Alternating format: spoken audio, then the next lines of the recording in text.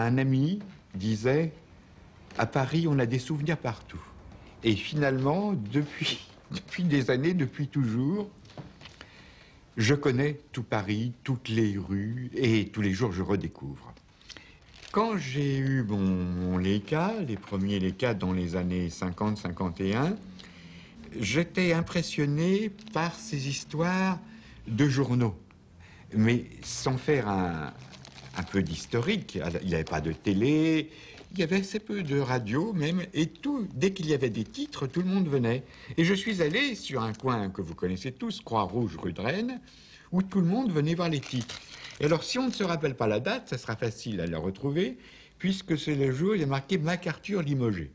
Donc, c'était au moment de la guerre de Corée, après, vous voyez. Donc, on peut situer ça dans les années 55, 52, 53, par là.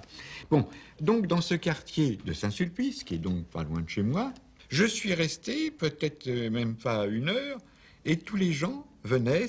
On voit une dame avec ses pots de lait, on voit encore un homme comme mon père, vous savez, avec ses bérets basques qu'on ne voit plus, on voit un curé qui passe, on voit une femme en noir, on voit celui-là avec son chapeau, on aperçoit, on devine, disons, hein, des rues un peu vides, et tout le monde venait voir ces titres de journaux.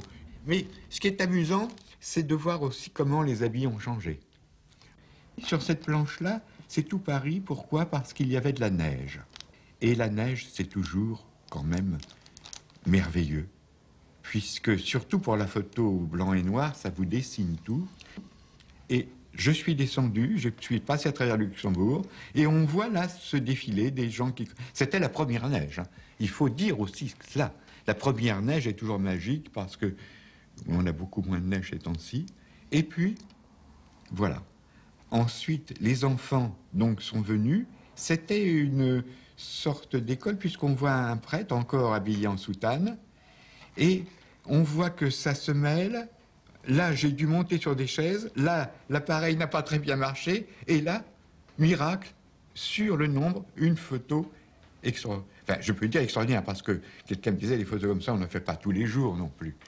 Où tout semble à sa place. Et c'est ce qui est étonnant, que tout soit juste. Je passe vers Maubert et on sent que c'était un peu encore entre deux saisons. Et je vois ces deux petites filles qui regardaient un cheval à travers une vitrine. Et les deux petites filles, bon, m'ont plu. Voilà, c'est le cas. C'est ça. Et puis j'aurais peut-être certainement parlé, je leur ai dit un mot, je les ai suivies. Et là, elles se sont arrêtées. Et là, j'ai fait la photo. Et vous voyez ce qui est amusant si on regarde les deux pieds de ces petites filles aussi qui sont un petit peu différents. Et à ce moment-là, elles avaient des tabliers.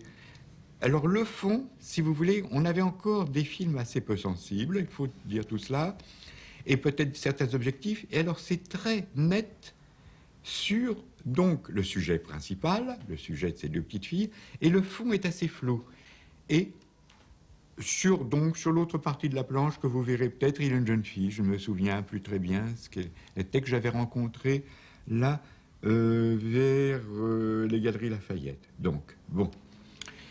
Ensuite, ces deux petites filles disparaissent. Et moi, comme je suis comme...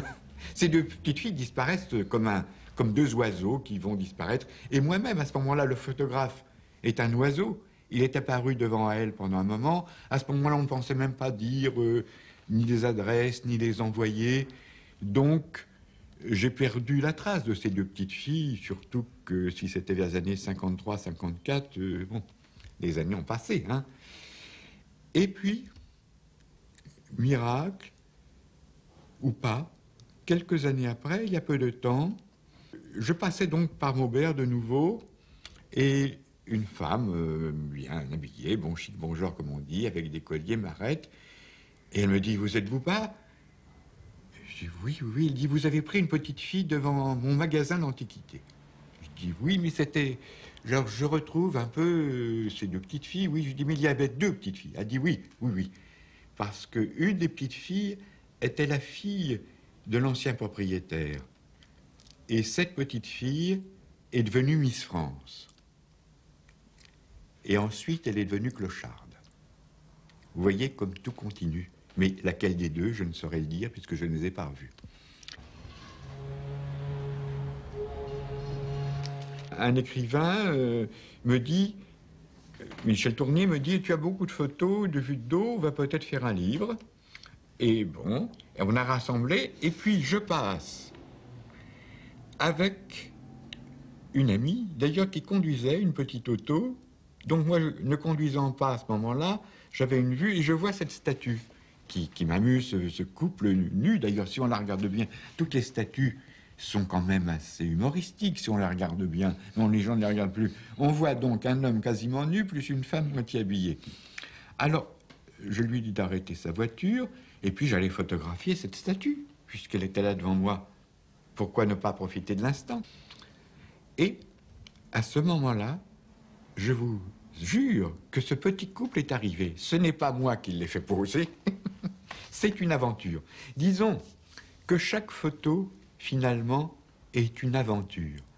Et, sur la même planche, vous voyez, qui est tout un peu cassée avec les années, quand j'ai fait mon exposition au musée Carnavalet, ce n'est même pas moi qui l'ai vue, je le dis, enfin je l'avais vue cette photo, on a fait tirer cette photo qui n'avait jamais été tirée. C'est une photo à travers le musée du Louvre, il pleuvait et j'avais dû être attiré par les gouttes sur la pluie et on dirait Venise. Justement, cette photo, on dirait Venise, vous dites le Grand Canal avec le pont, et on peut dire aussi un mot. Moi, je n'ai jamais cru à l'objectivité de la photo. En plus, vous savez qu'on peut faire dire une photo ce que l'on veut, même si on ne la tripote pas. Il suffit de changer ce qu'on appelle la légende. Je traversais le parc de Sceaux et je vois tout un petit champ avec des cerisiers du Japon. En fleurs, c'était d'une beauté magnifique. D'ailleurs, bien des gens venaient. Finalement, il ne faut pas oublier que devant la beauté, tout le monde la voit.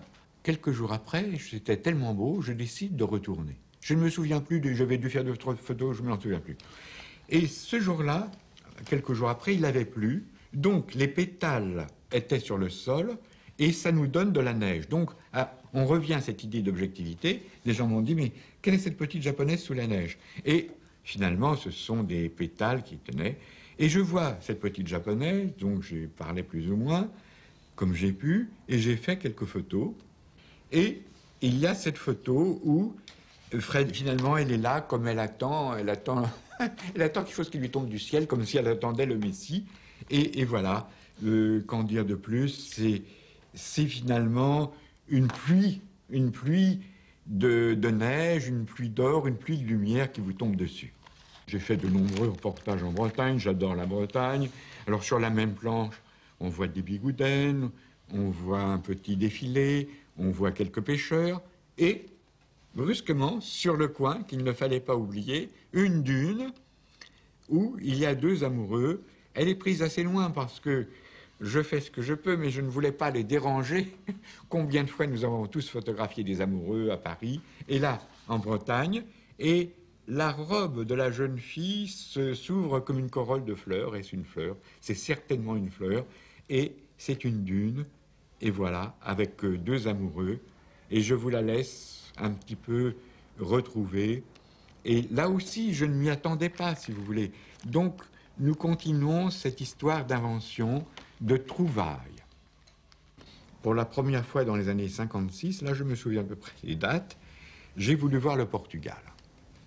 Mais songeons bien qu'à cette époque aussi, nous avions peu de photos, peu de choses, tous ces pays étaient encore très fermés en 56, et je suis arrivé à Nazaré, et à ce moment-là, on avait voyagé en auto avec ma femme, c'était des voyages interminables qui prenaient 2 ou 3 jours, et elle se repose, on gare l'auto, et puis moi, je descends, on m'avait parlé de Nazaré, j'arrivais donc en aventure, moi j'adore ce mot, aventure, dans le meilleur sens du mot, et je vois sur la plage cet homme avec son enfant dans les bras qui regardait l'océan et qui m'attendait véritablement.